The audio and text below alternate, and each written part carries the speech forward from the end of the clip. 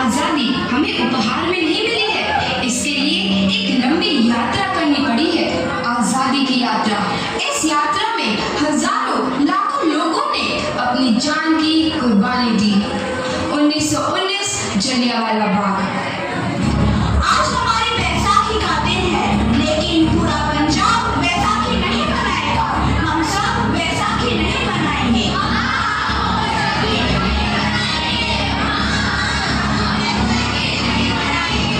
जब तक हम अंग्रेजों को भारत से बाहर नहीं निकाल देंगे, पूरा पंजाब बैसाखी नहीं मनाएगा। अच्छा, तो तुम सब हमारा विरोध करना है, भाग जाओ यहाँ से। इसका अंजाम बहुत ही बुरा होगा। हम नहीं जाएंगे, तुम लोग जाओगे। हमें नहीं, तुमको भारत से भागना होगा। Soldiers, fire!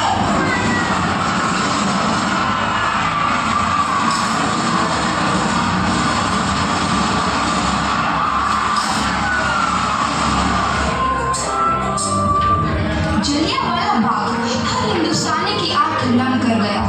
इस कांड में कितने मासूमों की आहुति चढ़ गई, इतनी हैवानियत से इंसानियत कत्ल कर दी गई। जलियांवाला बाग के हत्याकांड ने आजादी की आग में घी देने का काम किया।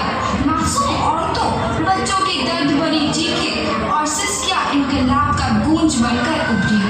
लाला लाजपत राय, भगत सिंह, राजगुरु, सुखदेव सरीखे क्रांतिकारियों ने भारत की इस जमीन से विदेशी गरीबों को निकाल फेंकने के मंसूबे मजबूत कर लिए।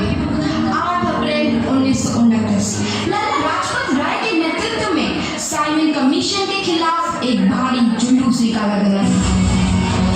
साइमन कमीशन लो, साइमन कमीशन लो, साइमन कमीशन लो, साइमन कमीशन लो। बेवकूफ इंडियंस, तुमको हमारी बात समझ में नहीं आती।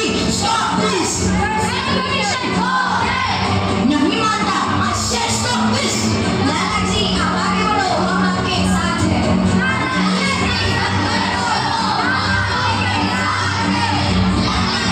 संघर्ष करो, हम आपके साथ हैं।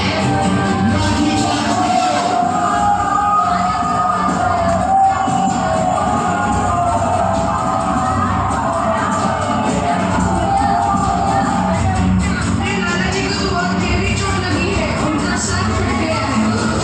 मेरे शरीर में लगी एक लाठी अंग्रेजी सरकार के कफन लकीर का काम करेगी। ये आजादी की लड़ाई रुकनी नहीं चाहिए। ये जिम्मेदारी मैं तुम सबको सौंप कर जा रहा हूँ। आओ।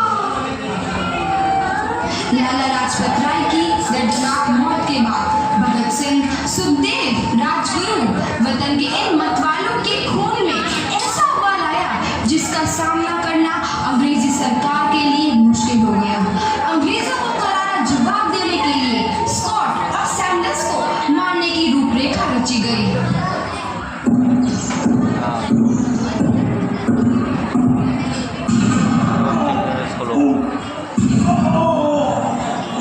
प्रोग्राम चल रहा है।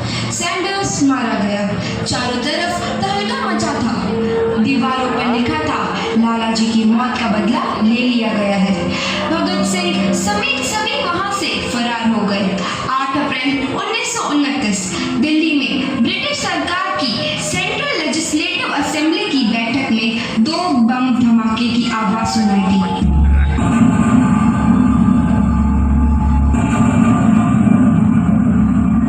धमाकों ने अंग्रेजी हुकूमत को हिलाकर रख दिया। इस घटना को अंजाम देने वाले भगत सिंह, राजगुरु और सुखदेव ने अपने आप को अंग्रेजों के हवाले कर दिया। 1930 को अदालत में अपना फैसला सुनाया। मुलजिम भगत सिंह, मुलजिम राजगुरु, मुलजिम सुखदेव को दफा 121 और दफा 302 के तहत ये अदालत तीनों को मुजरिम करार देती है और इस गुस्ताखी के लिए ये अदालत इन तीनों को सजाए मौत की सजा सुनाती है। सरफरोशी की तमन्ना अब हमारे दिल में है, देखना है जोर कितना बाजुए कातिल में है।